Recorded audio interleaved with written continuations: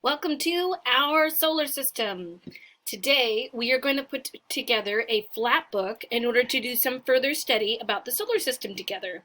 So what I've done is I've put together a slides presentation that you can view without me, or you could view it with me like right now. And what I'm going to do first is show you how to put together your Flapbook, and then I'm going to continue on and we're going to complete the Flapbook together. If you wish to try it on your own, then you should pause after you put it together. And that way you can try it on your own and then come back and try it with me. Okay, so let's start with our solar system. First of all, what is a solar system? It refers to a star like our sun and all the objects that travel in orbit around it. Our solar system is made up of the sun, our star, 8 planets and their natural satellites, such as our moon, dwarf planets, Pluto, asteroids, and comets. Now, these yellow lines that you see that go in a circle, those don't exist in space, but that's how we've actually viewed and we've seen that these planets move. So these planets move in these general orbits, and they're very rarely lined up the way this picture is, but when that happens, it's pretty miraculous in space, and you can see things with a telescope. So just imagine that these are all moving at their own speed, and they're all moving on their own orbit line. All right. So our solar system, of course, has my very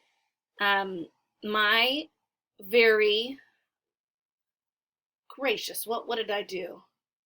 Let's do my very early mother just served us nachos. We'll do that one. So Luke had one where he did something about, for Jupiter, he did Jigglypuff. So I hope that you designed something interesting, go for yours too. So the first 4 planets, Mercury, Venus, Earth, and Mars, are all terrestrial planets. Terrestrial means land-based. So they're all land-based. And in between that, of course, is the asteroid belt. Yes, I saw that most of you got that on your spelling test. And then further out, we have something called, I've never seen this word, Jovian planets. And they refer to the fact that they are gaseous. They are gas giants. Now, see Mr. Smith? Some of them, these I've read, it was interesting, and you'll read it with me as I go on. Some of these gas giants actually have a solid core, and most of it is gas. And so we'll learn about which ones are those. All right, so this is how you put together your Flapbook. Number 1, you need these pages, you need your scissors, you need glue and crayons. So you can see here that Mrs. Smith has drawn a force field on how you cut out each one of these sections. So each one of these sections, I guess there are 1, 2, 3, 4, 5, 6, 7, 8, there were 16 of them. They all need to be cut out like that. It didn't take me too long. I only drew a force field on one of them to kind of get me along with the pattern. You don't have to draw a force field for all of them if you're going to follow the pattern and be ready for the next step. All right, so here I have all 16 of mine all spread out. Now, on the right here, these are the cards that have the planet and they're mostly blank. These ones stay intact and they're going to be glued flat on the paper. And over here on the left, these are my appearance, size, and location cards. And these are going to be cut on this pink line that you see in the middle to create the flaps. So you'll have the flat one, and you'll have the flaps on top, and the flaps will be able to move. Okay. Here, you can see how I put together my project. I had a big piece of paper and I said, you know what, I'm just going to glue them like a giant piece of paper. You can also use your science journal. You could glue them however you want. It's your project. Just try to spread them out. Now, I did make a little mistake. The planet cards that are mostly blank that we see over here, they don't say what planet this one is. So Mrs. Smith had to go back to my picture of when they were all together, so like from the website, and I had to see, oh, which one looks like this and which one looks like this. Some of them are easy, Saturn, Earth, and some of them are a little bit more difficult, like Mercury and Venus and Mars, because you can't see their color yet. So just keep it in mind. If you need to, you can do what I did and go back to the image in order to help you. All right, let's keep going. Okay, so this is how I did this part. I took the planet card that's mostly blank and glued it flat to my black paper. Then I put a glue line down the spine of that flat paper. and I glued my planet appearance, size, and location flaps on top. These are each cut. You can kind of see where I cut them to make those flaps to flip up. And then you'll be able to see what I'm doing as I keep going. Okay, so this does have some information that you've probably seen before. If you wish to pause me and read it on your own and skip forward, you can totally do that. Otherwise, just listen along. We know that the sun is a star. It is a hot ball of glowing gases at the center of our solar system. Without the sun's intense energy and heat, there would be no life on Earth. While it is special to us, there are billions of stars like our sun scattered across the Milky Way galaxy. Did you know that about 1 million Earths could fit inside the sun? The sun is about 4.5 billion years old. The temperature at the sun's core is 15 million degrees Celsius. We use Fahrenheit, so 27 million degrees. The sun is orbited by 8 planets, right? At least 5 dwarf planets, including Pluto, tens of thousands of asteroids in the asteroid belt, and hundreds of thousands to 3 trillion comets and icy bodies. The sun has a very strong gravitational pull, which keeps the planets circling around it and at a certain level. That way they don't bump into each other. All right, so if you're going to watch this video, you totally can. You just have to go to the slides presentation without my video, and then it'll probably take you there. I hope so. I didn't create this part of it, but if you're curious about the sun. Okay, let's start with our first planet that we're speaking about. This is Mercury. It is the planet closest to the sun. It is a third the size of Earth. It is, as one of the inner terrestrial planets, it has a rocky surface. We know Mercury is the smallest planet. It has no moons or rings. Its daytime temperatures can read 800 degrees Fahrenheit. And it can drop to negative 290 degrees Fahrenheit at night. Ah! One day on Mercury takes 59 Earth days. Mercury makes one complete orbit around the sun, which is a year in Mercury time, in just 88 days. So it spins on itself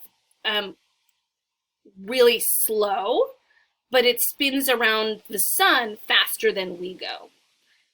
It goes faster than any other planet, in fact. That's what it says next. Mercury resembles that of Earth, Earth's moon. Do you know why? Because of its gray impact craters that are caused by collisions with meteoroids and comets. Okay, next part. Here on Mercury, you can see that I took a second to color my Mercury in. I hope you will do the same. Let's write down some information about Mercury. So I would like you to pause me now, go back to the other slide, or review, or just use your own memory and try to remember some things about Mercury, how its appearance is, what it looks like. Okay, we know it is gray, we know it is rocky, and we know it is full of craters. All right, in the second part, we need to discuss the size of Mercury. We know from the reading that we just did that is 1/3, also written like this, the size of Earth. So this thing that looks like 1/3, that's a fraction, and it kind of reminds, like if we were going to cut this in thirds, it would kind of look like this. So Mrs. Smith's going to draw. She's going to try to draw. It doesn't like when I draw. Okay. Oh, we're getting close. Okay. Uh-oh. Why did you go off to the side? Don't do that. Can I fix it? I think I can. All right, let's change the color a little bit, make it easier to see. Okay. All right, so if this was Earth, in fact happens to be Mercury, if this was Earth, Mercury would fit inside just one of these little sections. So that's how big Earth is compared to Mercury. It's actually quite small. Okay, and then lastly, we know it is the closest planet to the sun. You got it. Okay, let's move on. We're heading to Venus. It is the second planet closest to the sun. As one of the inner terrestrial planets, terrestrial land, it has a rocky surface. It is extremely hot, the hottest planet in the solar system, and has lots of volcanic or volcano activity. Venus is just a little bit smaller than Earth. That's why we tend to call it our sister planet, which is a little bit dangerous because not hospitable for us. It is 95% size of Earth. So if Earth was all of this, just a tiny bit would be left out in order to be Venus. The rest of it would be Venus. Has no moons or rings. More than 40 unmanned spacecraft have explored Venus. It actually spins backwards. It's called retrograde, and that's compared to the other planets. So we hear the sun rises in the east and sets in the west, and for Venus, it rises in the west and sets in the east. Strange concept. It's covered by a thick atmosphere, which is actually clouds of sulfuric acid droplets, which increase the temperature to over 880 degrees Fahrenheit. It is hot enough to melt lead on Venus. Certainly not good for humans. All right, so I hope that you can see that my Venus here actually spins. It's pretty neat. So let's write a little bit about Venus. We know she has an orange color because of those orange and yellow, because of those clouds.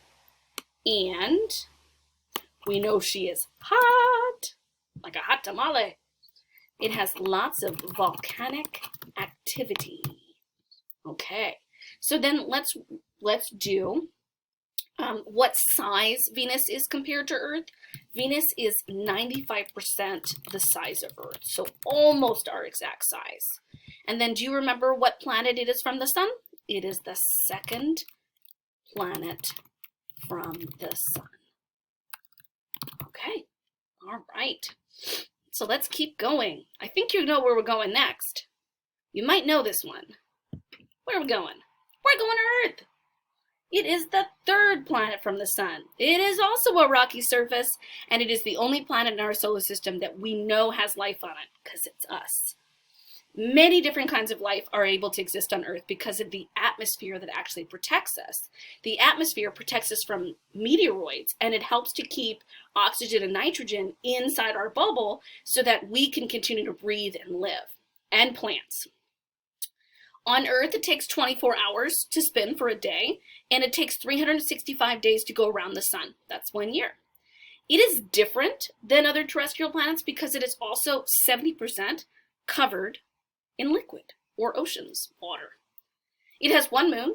Do we have any rings? We do not.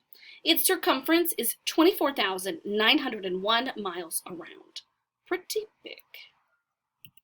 All right, so let's talk about Earth. What do we know? I hope you're taking a moment to maybe pause me to write your own. We know rocky. It is rocky. It is 70% water. You got it. Let's see. Do you remember? It has an atmosphere. And the atmosphere is what protects us. An atmosphere of oxygen. Mostly. Also other things, but mostly the oxygen is what we need in order to survive. Okay. So for this one, we can't compare it to Earth because it is Earth. So we're going to quote the circumference of the Earth, which is, this is a big one, 24,901 miles around. So if you remember from circumference when we did Pi Day all of those weeks ago, the circumference is all the way around. So I know this is not a ball, but you can still do a circumference. It's all the way around. It's not through, that would be the diameter, and it's not halfway through, it would be the radius. So this would be like all around. So for instance, if Mrs. Smith wraps this cord around there from my phone, you can see that that's the circumference measurement. Okay. And lastly, what position are we from the sun? We are the third planet from the sun. Okay, now guys, unfortunately, I've almost run out of my time. So what I'm going to do is I'm going to pause here. I'm going to come back and do a second part of this video so we can finish together. All right? Okay, get ready for part 2 in just a few moments.